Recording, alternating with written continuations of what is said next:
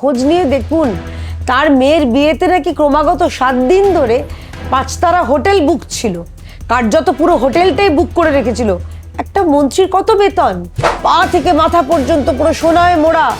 কত সোনা আছে ভাই, ও তো সোনা পাপ্পুর দল, তো তাই হয়তো বেশি সোনা আছে, সোনা বৌদির দল তাই বেশি সোনা আছে হয়তো। এই তৃণমূল দলে আমরা তো বলি যে পা থেকে মাথা পর্যন্ত সবাই চোর, সবাই দুর্নীতিগ্রস্ত। সেরকম একটা উইকেট পড়লো আমরা দেখবো, কারণ আমার পশ্চিমবঙ্গকে গত 15 বছর ধরে যারা শুষে নিয়েছে, ছিবড়ে করে দিয়েছে, তারা যেন কোনো মতে ছাড়া না পায়। চিল শকুনের রাজত্ব চলছিল, তো শকুনরাও লজ্জা পাবে যখন মানুষ মরছে। ন্যূনতম সমবেদনা, ন্যূনতম সহমর্মিতা এদের কাছে কিচ্ছু নেই। এই মাইক বাজিয়ে শব্দ দূষণ যেটা হচ্ছে, এটা উৎপাত। তোমার ধর্মাচরণ তুমি নিজের মতন করো, মাইক বাজিয়ে তুমি শব্দ দূষণ করছো, অন্যদের উৎপাত করছো। ট্রেডমার্ক বা আইডেন্টিটি কার্ড ছিল একটা ফেজ টুপি, সাদা রঙের ফেজ টুপি পরলে তার কোনো সাতক্ষণ মাপ।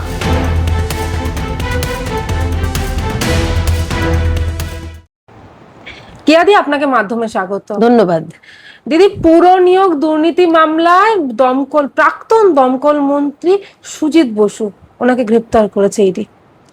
দেখুন, এগরোলের দোকান থেকে দামি দামি বেডরোল, যার এরকম উন্নয়নের জোয়ারে যিনি ভেসে গেছেন, সেটা স্বাভাবিকভাবেই তার কোথা থেকে এত সম্পত্তি এসছে, সেটা তো স্বাভাবিক আসবে। এবং রাজ্যে যে পুরনিয়োগটা হয়েছে এবং পুরনিয়োগে বিপুল পরিমাণ দুর্নীতি হয়েছে, তার জন্য ইতিমধ্যেই তো তাকে বারবার ডেকে পাঠানো হয়েছিল, জিজ্ঞাসাবাদ করা হয়েছিল। তো তদন্তকারী সংস্থা নিশ্চয়ই প্রমাণ পেয়েছে বলে গ্রেপ্তার করেছে। আমার বরং জিজ্ঞাসা করতে ইচ্ছা করে, বা আপনাদের মাধ্যমে আমি তদন্তকারী সংস্থাকে বলবো যে খোঁজ নিয়ে দেখুন তার মেয়ের বিয়েতে নাকি ক্রমাগত 7 দিন ধরে 5 তারা হোটেল বুক ছিল, কার্যত পুরো হোটেলটাই বুক করে রেখেছিল। একটা মন্ত্রীর কত বেতন, কিসের আয়, তার এত চমক ধমক। এবং যেগুলো সমাজ মাধ্যমে বলছি, দেখুন সবাই নিজের মেয়ের বিয়েতে বা সন্তানের বিয়েতে নিজের সেরাটুকু দিতে চায়। তার মেয়ের বিয়েতে আমরা যেটা ছবি দেখছি সমাজ মাধ্যমে, সেটা এআই করা কিনা জানি না, কিন্তু পা থেকে মাথা পর্যন্ত পুরো সোনায় মোড়া। কত সোনা আছে ভাই, ও তো সোনা পাপ্পুর দল, তো তাই হয়তো বেশি সোনা আছে, সোনা বৌদির দল তাই বেশি সোনা আছে হয়তো। তো যেটা তদন্তকারী সংস্থার মনে হয়েছে, তারা তদন্ত করেছে। এই তৃণমূল দলে আমরা তো বলি যে পা থেকে মাথা পর্যন্ত সবাই চোর, সবাই দুর্নীতিগ্রস্ত। সেরকম একটা উইকেট পড়লো। আশা করছি আরো যারা দুর্নীতি করেছে, দুর্নীতি করে রাজ্যের যারা যোগ্য তাদেরকে বাদ দিয়েছে, প্রত্যেকে ধরা পড়ুক। দিদি, দক্ষিণ দমদম পুরসভার যখন তিনি ভাইস চেয়ারম্যান ছিলেন, সেই সময় প্রায় 150 জনকে চাকরি বিক্রি করেছেন একেবারে চার্ট অনুযায়ী, মানে ড্রাইভার হলে কত টাকা দিতে হবে, বা টাইপিস্ট হলে কত টাকা, এরকম চার্ট ধরে ধরে চাকরি বিক্রি করা হয়েছে। সাধারণত হোটেল রেস্টুরেন্ট আমরা ঢুকে দেখি একটা রেট চার্ট আছে, কোনো জায়গায় দেখি রেট চার্ট আছে। তৃণমূলের পুরো রেট চার্ট ছিল কোন কাজের জন্য কত। ধরুন এই যেটা বললেন, গ্রেড ডি স্টাফ তার একরকম, তার রেট, যে গ্রেড সি তার একরকম, বড় বাবু হলে তার একরকম, মেজো বাবু হলে একরকম। ভাবতে পারছেন পুরো একটা দুর্নীতিগ্রস্ত একটা দল যে কিভাবে প্রাতিষ্ঠানিকভাবে তারা চুরি করেছে, সিস্টেম্যাটিকভাবে চুরি করেছে, সরকারিভাবে চুরি করেছে, এটা তার সব থেকে বড় উদাহরণ। আমি ধন্যবাদ জানাবো আমাদের বর্তমান সরকারকে। ইতিমধ্যেই ওএমআর শিট যেগুলো, সেগুলো পাবলিশ করার তারা সিদ্ধান্ত নিয়েছেন। মানুষ দেখুক যে কিভাবে তৃণমূলের বহু কাউন্সিলর, নেতা তাদের নিজে বা তাদের পরিবারের লোকজন, তাদের বউ, তাদের বাড়ির লোকজনকে কিভাবে 13টাকে 31 করিয়ে বা 32টাকে 53 করিয়ে চাকরি করিয়ে দিয়েছে, সেটা রাজ্যের মানুষ দেখুক। কিন্তু দেখুন, এগুলো দেখেছে বলেই, বুঝেছে বলেই তো রাজ্যের মানুষ এদেরকে একদম আগাছাগুলোকে সাফ করে দিয়েছে। তো রাজ্যের মানুষ আরো দেখুক কি ভয়াবহ একটা সরকার চলছিল, মানে সরকার চলছিল নাকি আলিবাবা 40 চোরের দল চলছিল আমি জানি না, কিন্তু এই যে দুর্নীতি একদম মানে মজ্জা পর্যন্ত ঢুকে গেছিল এই দলটার, সেই কত ভয়াবহ সেটা রাজ্যের মানুষ দেখুক। এতে তদন্তে অসহযোগিতার অভিযোগ উঠছে ওনার বিরুদ্ধে, সেই জন্য গ্রেপ্তার করা হয়েছে। তদন্তে সহযোগিতা করবে কি করে? বলবে হ্যাঁ আমি চুরি করেছি, বলবে আমি 150 লোকের চাকরি আমি পয়সা দিয়ে পাইয়ে দিয়েছি, সে বলবে নাকি? বলবে না, স্বাভাবিক। যেমন যে খুনিও হয় সে বলে না আমি খুন করিনি, তার বাড়ির লোক বলবে না আমার ছেলে তো একদম ভাজা মাছটা উল্টে খেতে জানে না, তো সে তো করবেই। তদন্তের মতন চলবে, তাদের মতন করে হবে। কিন্তু আমার খালি একটাই প্রশ্ন, এবারে ওই শ্রীভূমি পুজোতে সুজিত বসু যদি শ্রীঘরে থাকেন তাহলে থিমটা কি হবে, তিহার জেল নাকি প্রেসিডেন্সি জেল? ওনার একজন মানে সুজিত বসুর ঘনিষ্ঠ একজনের বাড়ি থেকে প্রায় 3 কোটি টাকা উদ্ধার হয়েছে। লজ্জা দেবেন না? যেখানে আমরা রাজ্যের প্রাক্তন শিক্ষামন্ত্রীর বান্ধবীর বাড়ি থেকে 56 কোটি দেখেছি, সেখানে 3 কোটি তো জল ভাত। এদের কাছে 2-3 কোটি জল ভাত। মানে ভাবতে পারছেন, বাড়িতে একটা মন্ত্রী, তার ঘনিষ্ঠ, 3 কোটি টাকা তার কাছে আছে। এরকম কত মানুষের কাছে টাকা ছড়িয়ে রেখেছে, তার কোনো নিয়ত্তা নেই। তাই একটা জিনিস, চুরি করলে শাস্তি হবে, পাপ করলে তার সাজা হবে। এবং তার সাজা এই ওই যে মানে কালীঘাট যে টালির চালার যে সব চোরেদের পাঠশালা, যে পাঠশালার যে মাস্টারনি, তিনিও পেলেন, হারলেন, তার দলও হারলো, এবং তার দলের এক একটা করে যারা চোর তারা জেলে যাবে। এটাও কিন্তু ভারতীয় জনতা পার্টির প্রতিশ্রুতি ছিল যে কোনো চোরকে আমাদের ছাড় দেওয়া হবে না, সব চোর বাইরে যাবে। তো মানে বাইরে থাকবে না, ভেতরে যাবে। তো এক এক করে লাইন লাগাবে, এবার সব দেখবো, বড় বড় মাথা, একটা উইকেট পড়েছে, আরো কতগুলো যায়, আমরা অপেক্ষা করব। আমরা দেখবো, কারণ আমার পশ্চিমবঙ্গকে গত 15 বছর ধরে যারা শুষে নিয়েছে, ছিবড়ে করে দিয়েছে, তারা যেন কোনো মতে ছাড়া না পায়। দিদি, ইডির সূত্রে আমরা একটা খবর জানা যাচ্ছে, যেখানে দেখা যাচ্ছে কোভিড কালে কালো টাকা সাদা করা চেষ্টা হয়েছিল।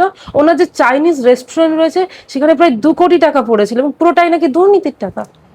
দেখুন, যখন মানুষ মরছে, একটা মানে বাংলায় একটা কথা আছে না, যে কারোর পৌষ মাস কারোর সর্বনাশ। যখন পশ্চিমবঙ্গ তথা সারা ভারতবর্ষ এবং বিশ্বের সর্বনাশ হচ্ছে, নিজেদের আত্মীয় পরিজন লোকজন মারা যাচ্ছে, সকালে যাকে ভালো দেখলাম বিকেলে শুনছি সে নেই, হঠাৎ তার তো শরীর খারাপ হয়ে তড়িঘড়ি তাকে হাসপাতালে নিয়ে গিয়েই তাকে ফেরানো গেল না। সেই সময় ভাবতে পারছেন, মানে মানুষ যখন মরছে, এদের মানে কি অবস্থা চিন্তা করুন। সেই মরার সময়তে শকুনরা এদের দেখে লজ্জা পাবে। মানে চিল শকুনের রাজত্ব চলছিল, তো শকুনরাও লজ্জা পাবে। যখন মানুষ মরছে, ন্যূনতম সমবেদনা, ন্যূনতম সহমর্মিতা এদের কাছে কিচ্ছু নেই। এদের হচ্ছে me, my and my self, অর্থাৎ আমি, আমার এবং আমাদিগের। তো এই যে দলটা শুধুমাত্র আমি সম্পর্ক একটা দল, এবং পুরোটাই আমি ছাড়া কিছু নেই, আমার উন্নতি হবে, উন্নয়নের জোয়ারে প্রতিটা তৃণমূলের এই নেতাদের পরিবার ভেসে গেছে, রাজ্যের মানে খরা এসেছে, সে যা হওয়ার ছিল তাই হয়েছে। দিদি, একটু অন্য প্রসঙ্গে আমরা যাচ্ছি। গর্গ চট্টোপাধ্যায়, বাংলা পক্ষ, তাকে গ্রেপ্তার করেছে কলকাতা পুলিশের সাইবার সেল।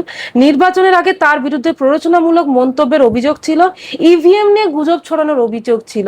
নির্বাচন কমিশনের তরফ থেকে কলকাতার পুলিশের সাইবার ক্রাইম বিভাগে অভিযোগ দায়ের করা হয় এবং ওনাকে গ্রেপ্তার করা হয়েছে। দেখুন, এই গর্গ চট্টোপাধ্যায় তো তৃণমূলের বি টিম ছিল, এবং আমি দুটো কথা বলবো তার গ্রেপ্তারির আগে, মানে সম্পর্কে পরে বলবো।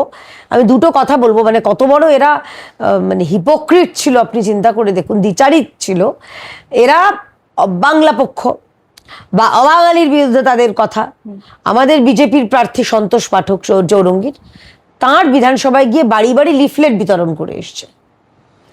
অথচ এই গর্গ, যে যখন তৃণমূল, রাজীব কুমার উত্তরপ্রদেশের, মানেকা গুরুস্বামী তেলেঙ্গানা, যখন কীর্তি আজাদ, ইউসুফ পাঠান বা শত্রুঘ্ন সিনহাকে যখন সাংসদ করেছিল, তখন গেছিল এইসব জায়গাগুলোতে লোকসভায়, বা যখন রাজ্যসভায় এদেরকে পাঠানো হলো, প্রতিবাদ করেছিল? করেনি। আচ্ছা, পুরনো কথা বলছি না, এই নতুন এই সদ্য যে ভোট সমাপ্ত হলো, তৃণমূলের যেখানে যেখানে অবাঙালি প্রার্থী ছিল, গেছিল? একজনও যায়নি। এরা হচ্ছে তৃণমূলের দ্বারা মানে পোষ্য। তো মালিক চলে গেছে, তাদের এখন যে মিথ্যে খবরগুলো ছড়িয়েছিল তার তো ফল পেতেই হবে। এই গর্গ চট্টোপাধ্যায়, আমার মনে আছে, আমার পাশের রাজ্য বিহার থেকে পরীক্ষা দিতে যখন এসেছিল আমাদের উত্তরবঙ্গে, তাদের বাড়িতে ঢুকে বা তাদের হোটেলে ঢুকে এই বাংলা পক্ষ না কাংলা পক্ষ, এরা বাংলা পক্ষ নয়, এরা বাংলা বাঙালির হতে পারে না, এরা তখন মারধর করেছিল। এবং সেই মানুষগুলোকে, কারণ পশ্চিমবঙ্গের তখন মনে হয়নি মমতা ব্যানার্জির বাঙালি অস্মিতার কথা। এটা কি বাংলার সংস্কৃতি? আমরা অতিথি দেবো ভব বলি, আমাদের মাননীয় প্রধানমন্ত্রী বলেন বসুধৈব কুটুম্বকম। সেখানে পশ্চিমবঙ্গে এসছে পরীক্ষা দিতে, তাদেরকে মারধর করা, মানে হেনস্থা করা, এগুলো এরা করে গেছে। এরা গুন্ডাগিরি চালিয়ে গেছে। এবং যেটা আপনি বলছেন যে ইভিএম নিয়ে যে মিথ্যে কথা গুজব ছড়ানো, মানুষের মধ্যে ভয় উদ্রেক করা, এই গর্গ জেলে গেছে, তাকে গ্রেপ্তার করেছে। আমি ধন্যবাদ জানাচ্ছি কলকাতা পুলিশকে যে এতদিন বাদে আপনারা শিরদাঁড়াটা খুঁজে পেয়েছেন। দিদি, মুখ্যমন্ত্রী শুভেন্দু অধিকারী তার প্রথম দিনে যে তিনি একেবারে জেলা শাসক এবং প্রশাসন থেকে শুরু করে বিধায়কদের নির্দেশ দিয়েছেন অনেকগুলি, তার মধ্যে অন্যতম হচ্ছে যে যার ধর্ম স্বাধীনভাবে পালন করবে, কেউ কোনো সমস্যার সৃষ্টি করবে না, তবে কোনো ধর্মীয় স্থানে মাইক বাজিয়ে অন্যের সমস্যা তৈরি করা যাবে না এবং রাস্তা আটকে উপাসনা করা যাবে না। আমি স্বাগত জানাচ্ছি মাননীয় মুখ্যমন্ত্রী শুভেন্দু অধিকারীদার এই সিদ্ধান্তের। কারণ একটা বিশেষ একটা ধর্ম প্রতিদিন, বলতে গেলে প্রতি সপ্তাহে রাস্তা আটকে তাদের ধর্মাচরণ করবে, এটা কোন দেশের গণতন্ত্র? আর যারা সেকুলার নিজেদের বলে, তাদের এটা চোখে পড়ে না। এবং সত্যি কথাই তো, এই মাইক বাজিয়ে শব্দ দূষণ যেটা হচ্ছে, এটা উৎপাত। তোমার ধর্মাচরণ তুমি নিজের মতন করো, মাইক বাজিয়ে তুমি শব্দ দূষণ করছো, অন্যদের উৎপাত করছো। তোমার পাশে হতেই পারে বয়স্ক মানুষ, হতেই পারে হার্ট পেশেন্ট, তাদের হার্ট অ্যাটাকের কারণ হচ্ছে কেন? তো আমি মাননীয় মুখ্যমন্ত্রীর এই সিদ্ধান্তের মানে সম্পূর্ণ তাকে মানে সমর্থন জানাচ্ছেন এবং স্বাগত জানাচ্ছি। অন্যদিকে আরো একটি নির্দেশ দিয়েছেন যে ওই হেলমেট নিয়ে, যে একমাত্র সংবিধান অনুযায়ী শিখ যারা ধর্মাবলম্বী তাদের হেলমেট পরায় ছাড় আছে, কিন্তু অন্য যারা ধর্মাবলম্বী যারা হেলমেট না পরে যাতায়াত করেন তাদের মানে সংবিধান অনুযায়ী তাদের উপর ব্যবস্থা নেওয়ার কথা বলা হয়েছে। দেখুন, আক্ষরিক অর্থেই তাহলে পরিবর্তন এসছে। কারণ আপনি যদি কলকাতার বিশেষ বিশেষ অঞ্চলে যান, সেখানকার মানে ওই ট্রেডমার্ক বা আইডেন্টিটি কার্ড ছিল একটা ফেজ টুপি, সাদা রঙের ফেজ টুপি পরলে তার কোনো সাতক্ষণ মাপ। সে হেলমেট না পরলেও কলকাতা পুলিশ বলার সাহস পর্যন্ত ছিল না, অন্যদিকে তাকিয়ে থাকতো। কারণ কেস দিলে তাদের না, তাদের হয়তো ইচ্ছাও করতো কেস দিতে, কারণ কেস দিলে তার 14 তলা বসা তার যে মানে মনিবটি ছিলেন, তিনি তো খুব কুপিত হতেন। তো সেই জায়গা থেকে প্রত্যেকের জন্য আইন এক হবে। তুমি আইন আলাদা হবে কেন? এক দেশ যখন, এক আইন হবে। তো সেখানে একজনের জন্য সাধারণ মানুষ যারা, তারা হেলমেট যদি না পরে তাদেরকে ফাইন, তাদের হেলমেট পরা থাকলেও তাদের গাড়ির চালান ইত্যাদি কাগজপত্র দেখা। আর অন্য এক দল, তারা বুক ফুলিয়ে, মাথায় শুধুমাত্র ফেজ টুপি, একটা সাদা টুপি আছে বলে তারা বুক ফুলিয়ে গলা উঁচিয়ে তারা ঘুরে বেড়াবে। সেই দাদাগিরির দিন শেষ।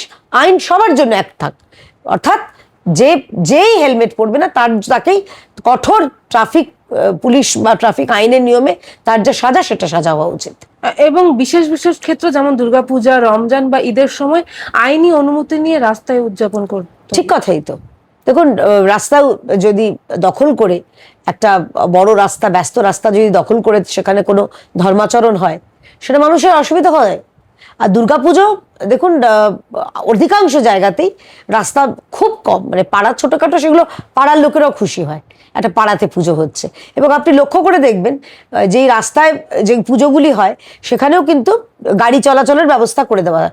বড় গাড়ি হয়তো যেতে পারে না, কিন্তু টোটো বা 2 চাকার গাড়ি, সাইকেল, বাইক, স্কুটি সব যাতায়াত করা থাকে। আমরা এই মানে মানুষের কষ্টটা বুঝেই এটা করি, কিন্তু এটা সবার ক্ষেত্রে হলে এটাও স্বাগত জানাচ্ছি। কারণ পারমিশন না নিয়ে শুধুমাত্র আমরা ভোট ব্যাংক বলে যা ইচ্ছা করে বেড়াবো, এই মানে দাদাগিরির দিন শেষ।